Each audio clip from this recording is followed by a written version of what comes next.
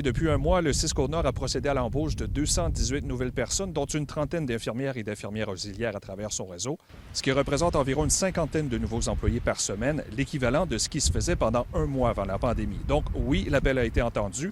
Ce sont principalement des retraités et des étudiants qui répondent présents.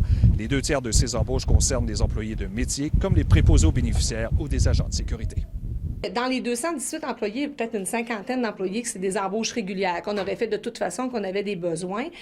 Les autres, les étudiants, c'est des contrats étudiants qu'on appelle, là, qu'on donne pour l'été, pour une période. Puis ces étudiants-là, ils ont accepté de venir tout de suite, étant donné qu'ils n'étaient plus aux études ou encore qu'il y avait des cours de soir ou de façon virtuelle.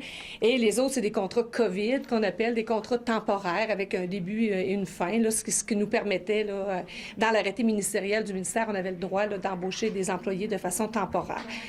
Il faut dire que la majorité des nouveaux employés proviennent de la région. Si les personnes sont originaires de l'extérieur, ils doivent se mettre en quarantaine pendant 14 jours avant de commencer à travailler dans les installations sur le territoire. Et pas besoin de vous dire que ces nouvelles embauches sont les bienvenues pour le réseau de la santé de la Côte-Nord. On était déjà en pénurie de main-d'œuvre, évidemment. Là, c'est sûr qu'on a encore plus besoin de gens parce qu'on va faire des zones chaudes, des zones froides. Pour les gens qui vont avoir la COVID, vont être dans des zones chaudes. Donc, on ne veut pas que les équipes se contaminent là, si jamais on a des cas qui rentrent dans nos installations. Donc, il faut tout prévoir. C'est pour ça qu'on embauche autant de monde.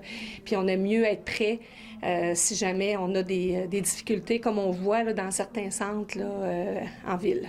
La priorité des embauches va bien sûr au CHSLD et aux ressources intermédiaires, mais le CIS rappelle que les besoins sont criants partout à travers le territoire. Ici André Normando, TVA Nouvelles, Bécomo.